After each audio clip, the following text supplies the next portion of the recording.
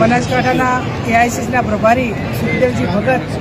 જે ઝારખંડમાંથી લોકસભાના સાંસદ છે અને ત્યાંના એક્સ પ્રદેશ પ્રેસિડેન્ટ છે, આજે બનાસકાંઠાની મુલાકાત એમણે લીધી અને માતાજીના દર્શન કર્યા. અમે બધા જ તમામ કોંગ્રેસના આગેવાનોએ જે પહેલગામમાં ઘટના બની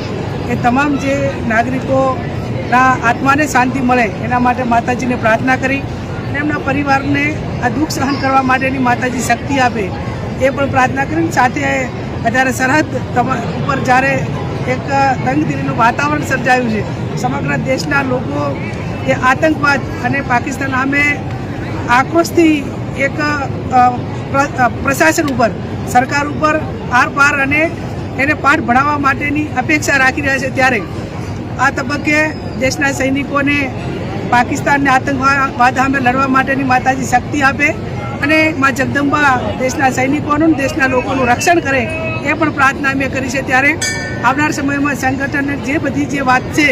એ તાલુકા કક્ષાએથી કરીને જિલ્લા સુધી અવારનવાર આપની સાથે અમે મળશું. પણ આજ તો અમારો મુખ્ય એજન્ડા એ માતાજીને દર્શન કરવા માટેનો, દેશના સૈનિકોની સુરક્ષા અને એમને શક્તિ મળે અને એમની રક્ષા થાય.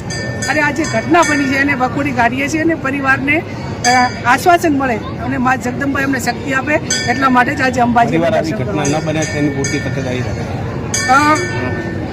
અનેક લોકોએ તમામ સુરક્ષા એજન્સીઓને અને દેશના વર્તમાન શાસનને જ્યારે ઘટનાઓ બની ત્યારે સમગ્ર તમામ સર્વપક્ષીય લોકોએ સરકારને છૂટો દોર આપ્યો છે કે તમે એમની સામે કડક કાર્યવાહી કરો. સારો આખો દેશ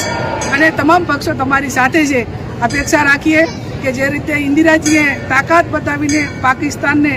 ઊભા બે ભાગ કરી નાખ્યા હતા અને 90,000 જેટલા સૈનિકો ભારતને શરણે આવ્યા હતા, એવી એ ટાઈમે ઓછા સંસાધન હોવા છતાં,